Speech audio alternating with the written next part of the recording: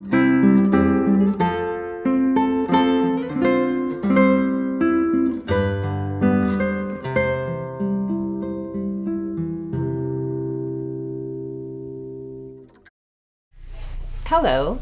I'm Alana Dai, and I'm here with Nancy Vernon Kelly to talk about her memoir, Souls at Risk, Extremism at Home in Red Scare, Hollywood. Thanks for joining us. Nancy, the Red Scare, which was also called the McCarthy era, was such a time of extremism and fear in the United States. You lived through it. Yes, my whole younger life was consumed with the Red Scare, it seemed like. The Red Scare began after World War II and didn't end until really when the Berlin Wall came down in 1991. So a long, long time.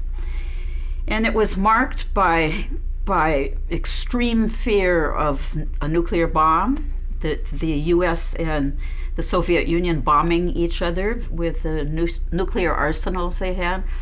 So we had drop drills in school, we had air raid sirens that were tested once a month. There was a lot of fear of the other, and especially fear of Russians and Russian or Soviet communism intruding on the American way of life and taking our life away from us. And there were a lot of, my dad was in the entertainment industry in Hollywood, and that industry in particular was affected by the Red Scare, in that people were being accused of being communists, and you could lose your whole livelihood, and you might be interviewed by the House Committee on Un-American Activities, and that would be the end of your career. It could be in blacklisting. And you told me that the LAPD had a Red Squad. Yes, the LAPD did have a Red Squad. That's right. And that people feared the Red Squad and even considered burning their books. That's right. A friend of mine, her mother told me that it's a family that was very involved in the anti-nuclear movement. And her mother told me that at a certain point, she and her friends went to a cottage up in the mountains and talked about whether or not they should burn their books so they wouldn't have their books available anymore when the Red Squad came to the door. That's astonishing. Yeah. I didn't know that at the time. There was a day that was a turning point, and really a turning point for your family, and that was May 13th, 1960, a day that's easy for me to remember because here in Canada it's the day I was born. But where were you? Well, at the end of the school day in Hollywood, I was lowering the flag because I was an American Legion Award winner, and our little perk was we got to leave class early and lower the American flag. We raised it in the morning too. And my parents were waiting in the wings to pick me up for a trip to San Diego. So I lowered the flag on a team of people. And then I got in the car and we drove to San Diego, which is about it's about 2.5 hours south of Hollywood. And we were going to San Diego because my dad was producing a concert for a very popular folk singer named Pete Seeger. And Pete Seeger was blacklisted at the time. He had testified before the House Committee on Un-American Activities, and he was waiting to see if he would be sentenced. But he was still singing any place that he could get a gig. Blacklisted from performing on television or radio. That meant that he couldn't play in those venues, those means of communication. So my dad was producing this concert, and it was a big gig. He had produced for Ella Fitzgerald and also Odetta. So he was enjoying that kind of work. And just before the concert, about several days before the concert, he had received a letter from a copy of a letter from the American Legion to the San Diego School Board, because the venue was a high school, public high school in San Diego. And Pete Seeger had refused to sign something called a loyalty oath. which meant that you promised to use the venue. You would not use the venue to do something to try and overthrow the government. And my dad signed that without any problem. He didn't have a problem with that. But Pete Seeger didn't. He was a nonconformist, and he would not sign it. He was no longer a communist at that time, although he had been. And that just started a whole series of events in the press. The American Legion went to the school board and tried to get the concert to be canceled, and it almost got canceled, but at the last minute it went on anyway, and I was there. And as you were in the car with your dad driving to the concert, I thought it was quite telling that he became quite nervous. Yes. There were picketers, and the picketers said, "Ban the bum," because he was a left-wing progressive person. He wasn't a right-wing singer. He was a protest singer. And so there were picketers there, and my dad said, let's just go around the corner and let's go in, let's avoid this and go in through another entrance. So we avoided the picketers. Avoid some unpleasantness. He called it let's avoid this unpleasantness. Mm-hmm. Yeah. Mm-hmm. That day it really triggered something in your father. Yeah. And he changed after that, and the change was pretty devastating to your family. To all of us, yeah. And in your book, you frame the stories of this period by using the rooms of your family home mm-hmm. to tell the different stories. And what stood out for me was the room that you called the room of disputed identity, because that just seemed emblematic of how much changed and how what was before was so different from what was after. Yes, and that room, the room of disputed identity, had three different incarnations that I remember in the stories I've heard about my family. The first was the den, it was called. It was a parlor right inside the front door, right beside the living room. And the family called it the den because the radio, the big, huge radio console was there, and my dad was working in old-time radio. So everybody in the family would gather around that big radio while Dad was in the studio, and they would listen and hope maybe they'd hear his voice. He was a writer and a producer, so he wasn't often speaking, but once in a while they'd get to hear his voice. And so the family called it the den at that time. And my dad worked for Eddie Cantor and Fred Allen and many of the popular radio shows during the golden age of radio. And I don't remember it that way. My sister and brother, who were much older than me, called it the den, but I never called it the den. I called it the TV room because by the time I came along, TV was just becoming popular. It was just becoming available at all. And my dad had an account for a TV company, and we had one of the first TVs ever anywhere. And so people would come to our house to go to the TV room and watch the TV. And the last part, though, came later when my dad, through the whole experience of that Pete Seeger concert and the involvement, especially of the American Legion, of which he was a member, accusing him of being a communist or at least a fellow traveler, which meant somebody that supported people who were communists. My dad started a recording company called Key Records, and Key Records started out being some mellow music, but when my dad became more extreme, he started producing records for big name people in the anti-communist movement all over the United States. And that room that had been the den, and then the TV room, then it became my dad's office, or the corporate offices of Key Records. Mm-hmm. So that's what that means, the room of disputed identity. And really that became a period of hatred, really. Mm-hmm. he turned so completely. Yes. And it must have been a deep fear that was triggered in him to become so extreme. Well, he was in danger of losing his job, for one thing, and he'd fought to find a job after he was in the war, in World War II. And there's more to it than that, though. He had been an alcoholic, came home from the war as an alcoholic, and had managed to get sober. And then this other tragedy in his life happened when he was being accused.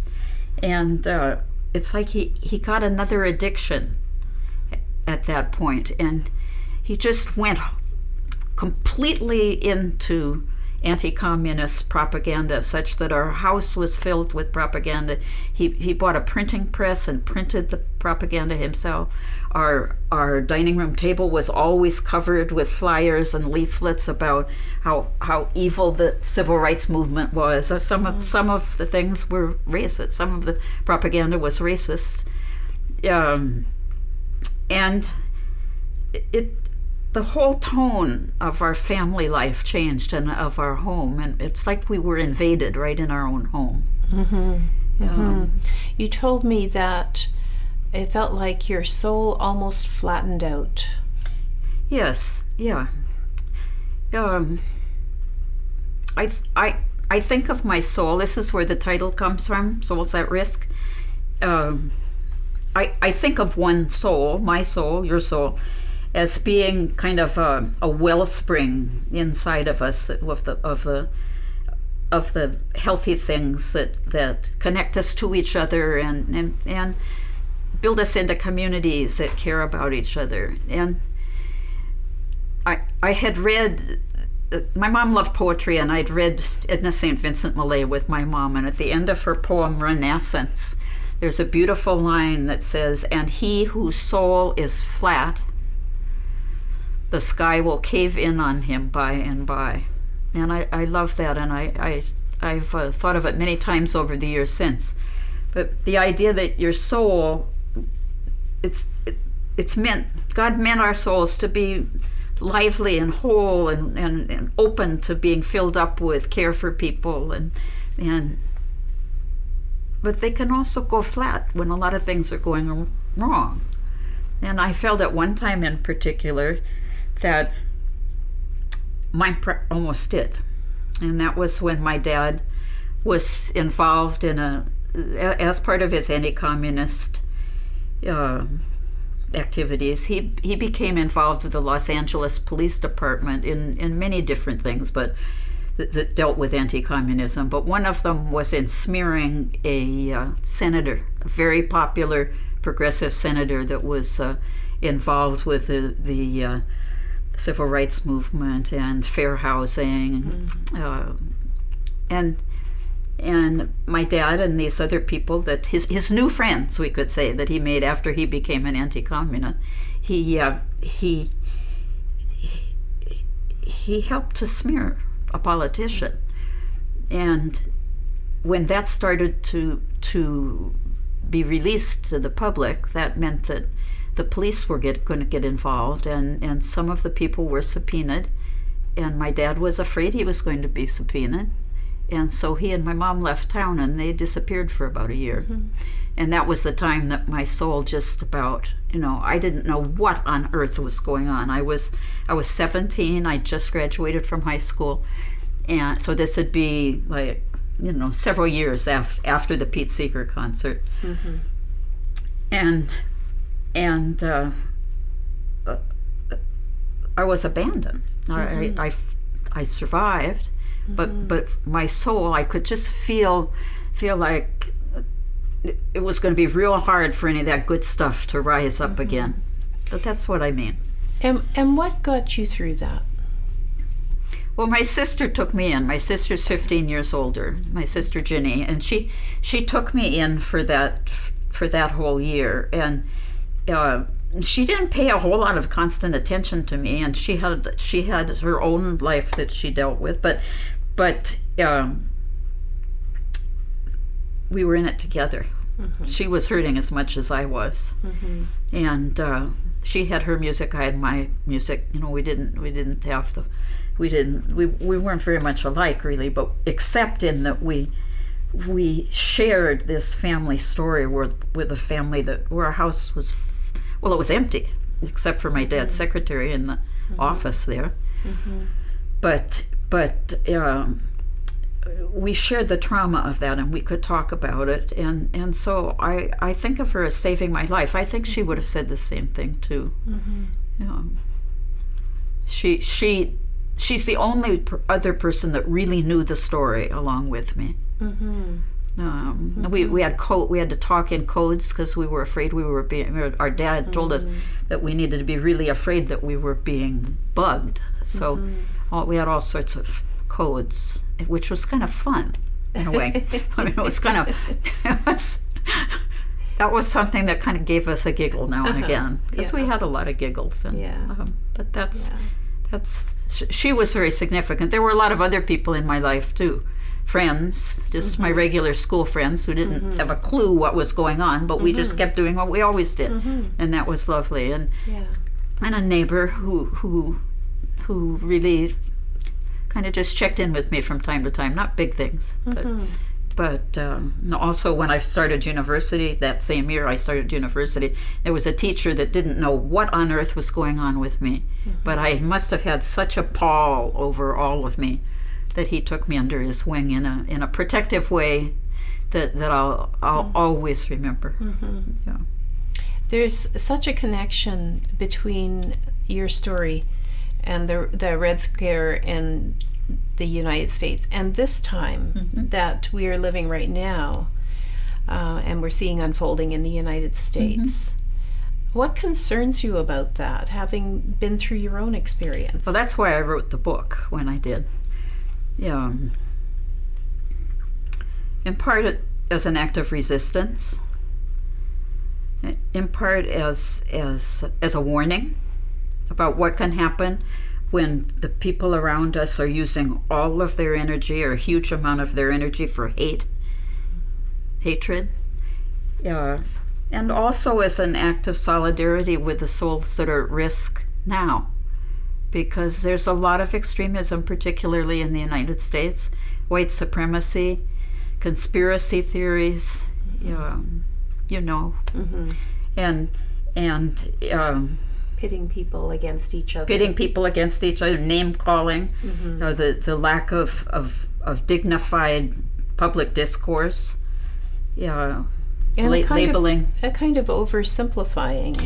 Polarization that really oversimplifies. Where we aren't given the permission to be complex. And another thing would be that journalists are facing a lot of threat right now. And not able to just write or whatever their medium is. Just they have to be careful, and it's not the freedom of expression that we would hope for, and that you expect should be the way it is in the United States of America. It's supposed to be guaranteed. Yeah. So yes, I see a lot of comparisons now, and it frightens me, especially for what's happening with children. Yeah, even children who don't have a lot of extremism at home, they hear so much and see so much. And the one factor that's really different now than it was when I was growing up is social media. Yeah, and all of these messages that are so polarizing and so hateful, they just flash out to everyone. Yeah, there's a lot of power in that, and that's pretty sobering. You started the book with a quotation from Maya Angelou. History, despite its wrenching pain, cannot be unlived. But if faced with courage, it need not be lived again. What made you choose that quotation? I had about 4 other ones first, and as soon as I saw that one, I think it was around the time Maya Angelou died, I saw that quote and I thought, that's exactly why I'm writing this book, because we don't have to repeat what's happened or what we've learned along the way. We are able to think things through and to keep our hearts open to each other, listen to opinions of people we don't necessarily agree with, and they can listen to ours, and we can have some kind of a civil dialogue. And we can choose. And we can choose that. Again, my dad chose to sink all of his energy in a movement that was anti. I was not really clear what he was for. I heard the anti all the time. And his world got smaller and smaller. His world got smaller and smaller. He had very few allies left. It had to be in a certain circle, and he wasn't listening to anybody else. So read it again one more time. Would you read it one more time? Sure. History, despite its wrenching pain, cannot be unlived. But if faced with courage, it need not be lived again. Thanks, Alana. Thank you, Nancy. I think your book is an important book, and I'm so glad that you wrote it at this time. It's really a caution, but it's also a beacon of hope. And thank you for talking with me about it today. Thank you.